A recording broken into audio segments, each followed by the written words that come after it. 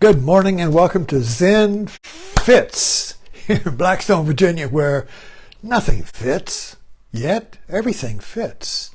I've got my mic on this morning, so I've got it right here. I've kept dementia at bay this morning. Okay. Here we are into my Friday, so it's my third day home alone, and my wife's at the beach for the week, so I don't have to put the toilet seat down. Yay! Or reminded. My wife's the reminder. It reminds me, you didn't put the toilet seat down. You left the dish out. She's a reminder. But when she's away, I have to remind myself, oh no. Okay, the title of this talk is I'm Unhinged. I'm unhinged. I was writing this comes off my first post of the morning. Usually my first writing is my inspiration for the talk, and then the rest of the day it's downhill. But so I always have my climax in the morning, and then the rest of the day is the anticlimax. Anyway. I'm unhinged. So I was, some friend of mine was writing, about how he learns about Zen from me, from my post. Very nice, thank you. And or he's beginning to understand me. And I said, well, I'm unhinged. Then I began to look at that. What did I mean by that? Usually I'll say something and then I'll have to figure out, well, what did I mean? What does that mean? So then I got to figure out what I was talking about, or what I was pointing to, and didn't know what I was pointing to. But now I got to find out, what am I pointing to? That's what unhinged is, when unhinged is kind of like Zen Fits. It's a negative and it's a positive. Usually people will look at it and say, oh, he's unhinged. Or was watching a TikTok of Joan Rivers, and she's unhinged, but she makes you laugh. So unhinged. My wife thinks I'm unhinged, but then she'll say, "Oh, you're full of it," but then she'll laugh.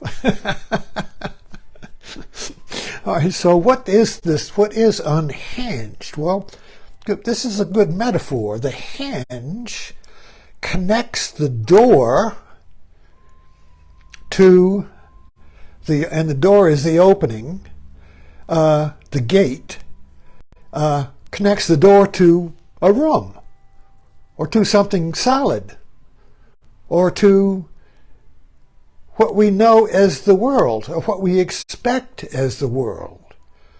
You see, so the hinge connects your mind, which is a door, open. So,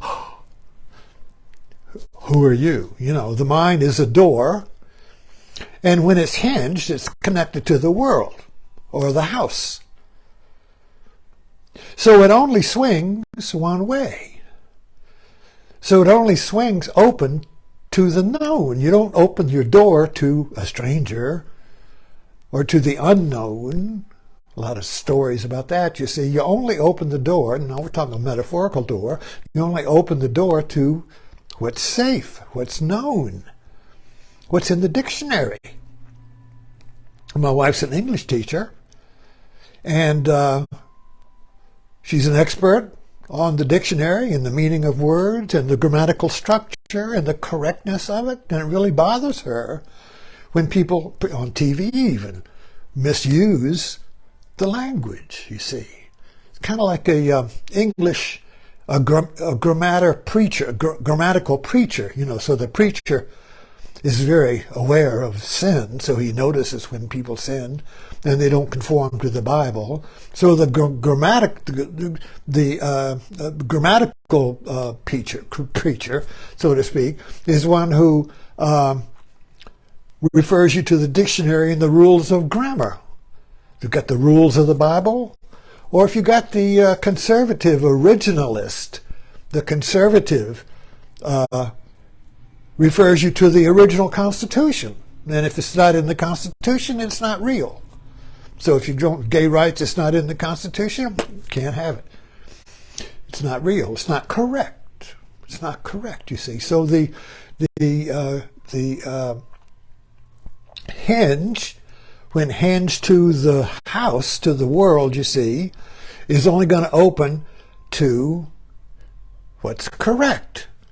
And so you open the door and you refer, if you're a minister or a Christian, well, you refer it to the Bible, or if you're a conservative, you refer it to the check your credentials referencing the Constitution, or if you are just an average Joe, you're speaking English, you know, you will refer the language you use to the dictionary and grammatical and being moral and politically correct. You know, or we'll see there's morally correct, politically correct, and then grammatically correct. So there's different levels of correctness. So the door, when it's handed to this world, you see, the house will only open to that which is correct, depending on your particular expertise and correctness. So the unhinged mind, the unhinged mind is disconnected from this house of correctness and just jumps around all over the place. Now here's two differences, you know. So a person is insane or mad or crazy when they're unhinged from the world, but they're not hinged to anything. So they're just yada yada bobbity bobbity cuckoo stuff. And they're like, you put them in the ward and go, you see, they're not connected to anything, but they're not connected to the world. So they're really in a lost world, you see. They're not. So what? So that's the real unhinged, you know. But what is the unhinged that is not unhinged? And in Zen, this is called the gateless gate.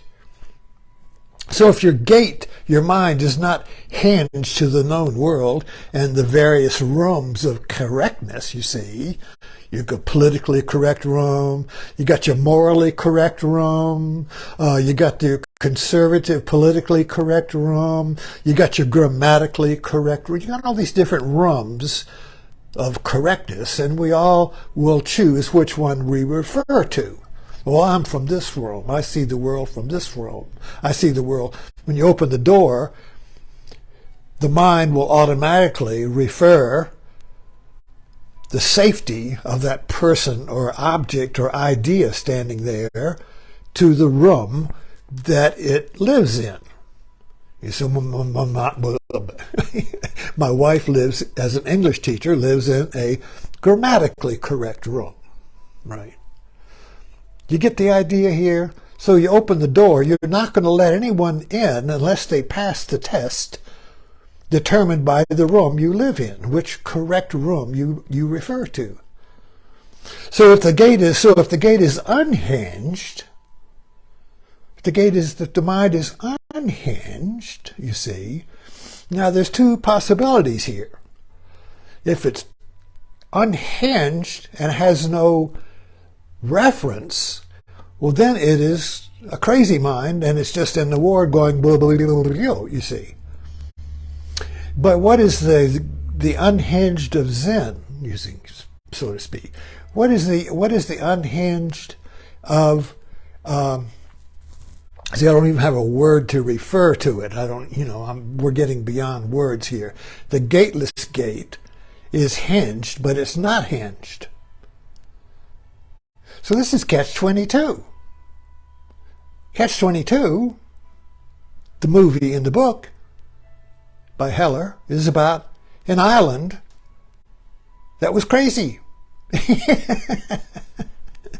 Everybody on it was insane, but it appeared to be sane. So if you got on this island, everyone was sane, but if you're off the island, you see everybody's insane. I was watching Netflix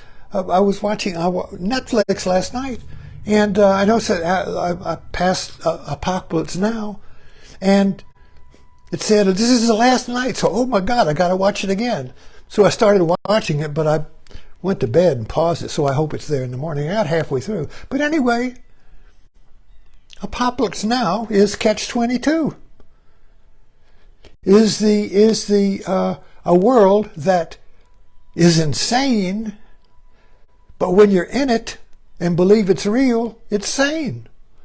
But if you're outside of it, that sanity is insanity.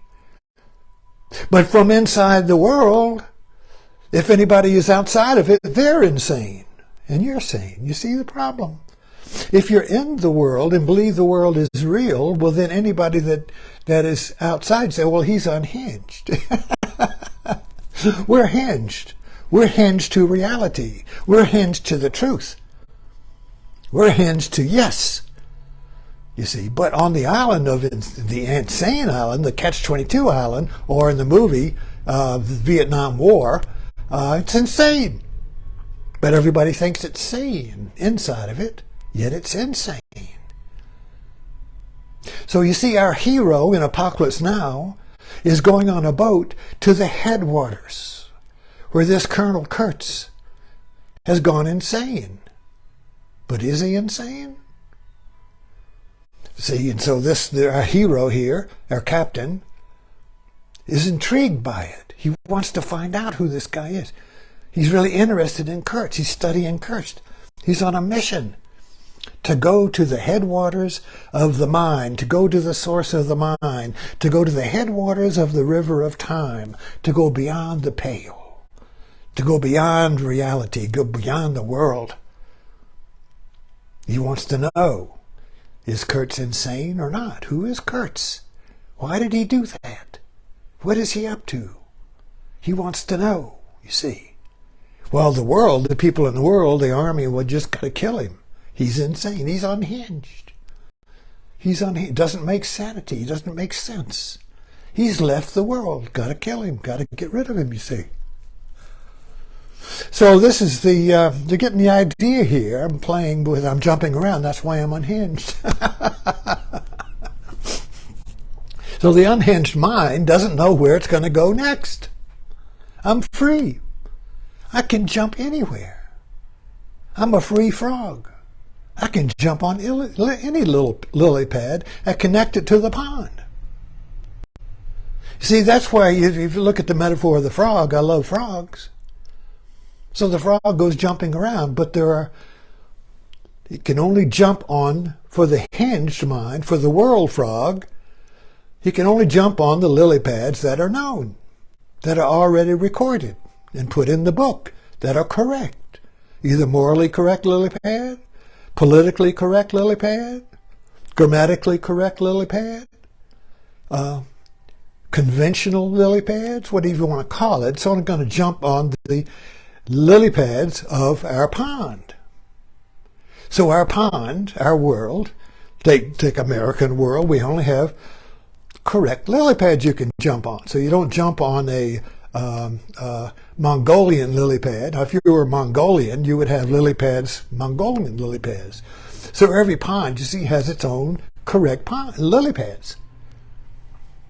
But the free frog, I like that, can jump on any lily pad because it's not hinged to the pond.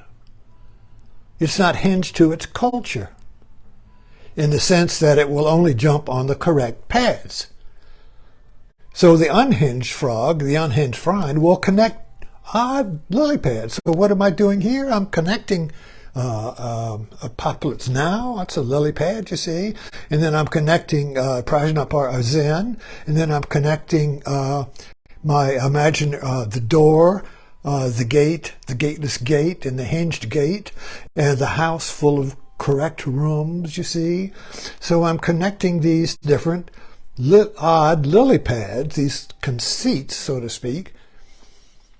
I remember when I was studying English literature, I loved the poetry of John Donne because he had odd conceits. His poetry would connect really weird lily pads and come up with a bigger pond.